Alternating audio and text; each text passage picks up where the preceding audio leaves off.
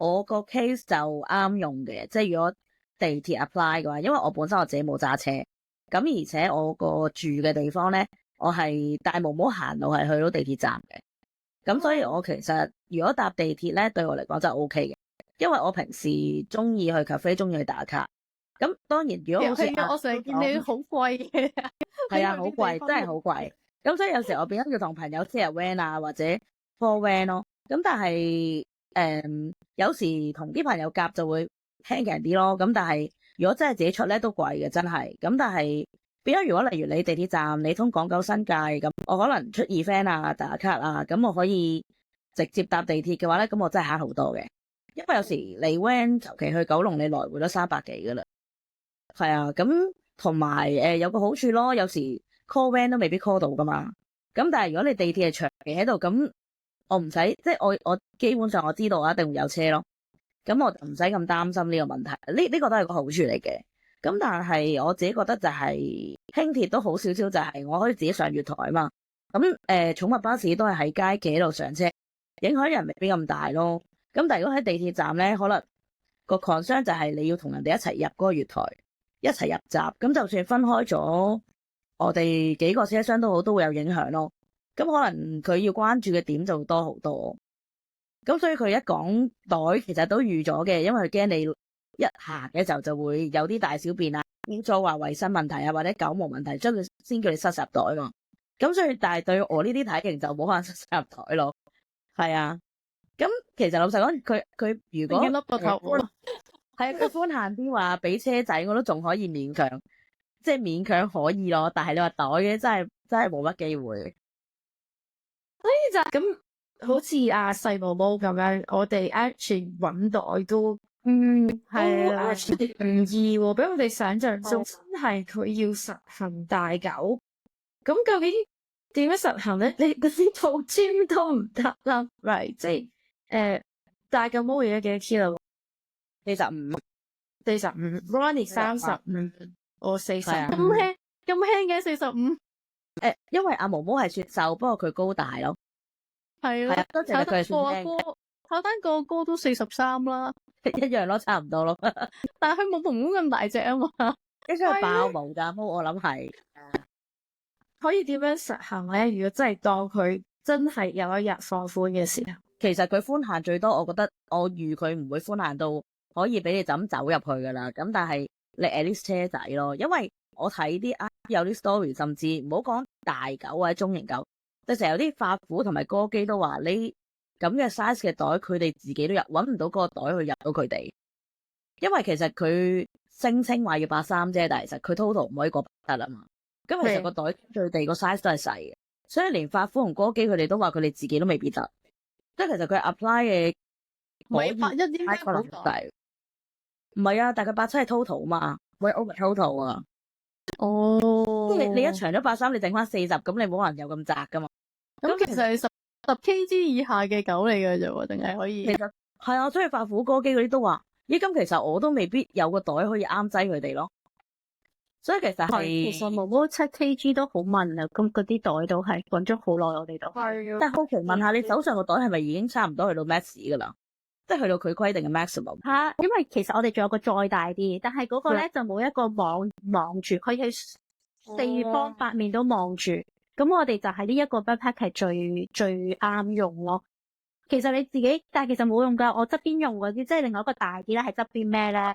如果真係用唔係for今日宣傳拍攝咁樣咧，其實我咁樣側邊孭咁長時間，我係應該唔得嘅，即係你膊頭承受唔到啊，一邊咁樣樣係，因為佢唔可以俾車仔入去咧。我唔係淨係孭嗰程，我唔係孭嗰程地鐵喎，即係可能我唔係淨係孭嗰程輕鐵，我係出咗街之後都淨係孭嗰個袋，咁就好長時間就你咯，出咗街之後，係啊，只可以咁做。一放就要出就要落地咁樣先至得咯，係。因為都係九巴嗰陣時有啲人講嘅問題，有啲柴犬同埋有啲哥基係一定帶車仔噶嘛。佢哋講話變咗帶袋，佢哋就冇辦法上九巴啦。係啊。不過我見而家香港放狗文化係好推車仔嘅，係好多人都係推車出街，方便啊嘛，真係睇上次嗰個戲院咪睇戲嘅，哇犀利啊！成排好似車展咁樣嘅，我哋入去。唔係因為我覺得一嚟方便，二嚟有啲例如柴犬嗰啲，好多時候唔想同其他狗接觸咧，架車仔可以隔開到啊。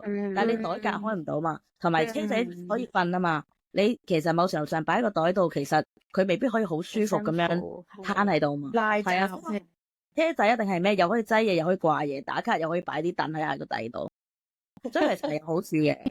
好處，因為咁大嘅車俾大嚿煲咩？佢有車嘅，有車仔㗎。你 Air Buggy 啊嗰啲有車仔可以車到佢哋㗎。佢哋嗰啲承重可以去到60至100 kg 都有㗎。有冇蓋嗰啲，即係好似 Airside 有 Yokomo 可以借嗰架車都係大車，都可以完全笠晒，即係拉晒拉鏈都冇問題㗎。我有嘅，有㗎，我都有一架。係啊，但係你真係即係等於失強佢咯，你咁講。佢坐到嘅、瞓到嘅，但係啱啱好咯。但係你推都攰啦。會唔會頂住個頂㗎？佢可以趴喺度㗎。又唔會嘅，佢趴到嘅。Air Buggy 嗰啲佢趴到嘅。咁但係你辛苦咯，同埋因為本身架車仔已經重㗎啦。即係你如果當我要帶街，佢就算俾我帶車仔，我當我自己一個人啦，或者我可能隔離另一半喺埋度，佢都要一個推架好大架車仔，我呢有多隻狗。但係我多數我都係自己希望帶狗去散步㗎嘛。但係我唔會 expect 想帶多架車仔出街咯。係啊，但係所以呢一個都係個問題。咁我就算地鐵有電梯啦，咁你推住車仔可以落去咁闊，又要入閘啦，即係我諗呢啲真係要諗下喎。但係冇理由人哋外國得，我哋唔得。所以我嗰幅相咪就係抄外國㗎咯。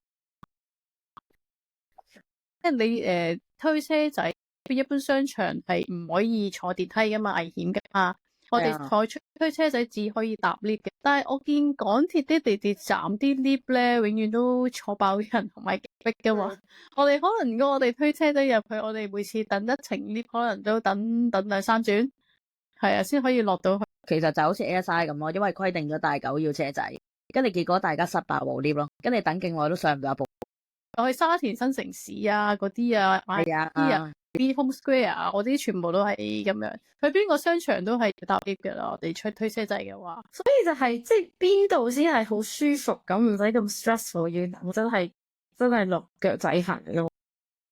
係啊，或者你好似九巴咁，係真係幾好嘅。我喺個街度等咯，變咗。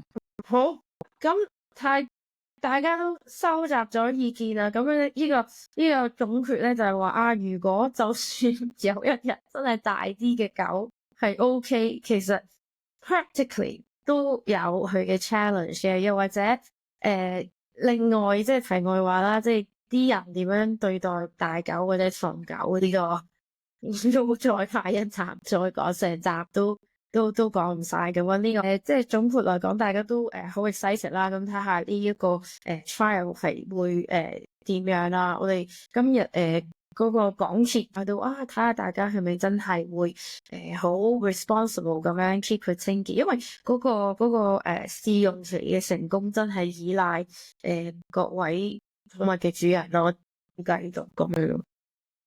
好啦，咁下一集咧，我諗希望咧，我哋就可能再真係講下個袋。頭先你講到唔同品種，可能有啲咩袋型啊，又或者去邊度買啊？呢個我諗都要研究下咯。要頭先阿 Natalie 講到，OK，如果我真係要出街，跟住要搭車，跟住個車仔要點樣？咁或者可能再提到啊，究竟仲有啲咩景點啊？可能問下嗰頭啲鄰居睇下有啲咩好 recommendation， 會唔會其實嗰區都有啲嘢可以再 explore 咧？咁多謝晒大家同我傾偈，同埋辛苦晒 Natalie 同貓，同埋你哋今晚咁支持我哋去錄第一集嘅主持蜜蜜針，多謝晒，下次見，多謝。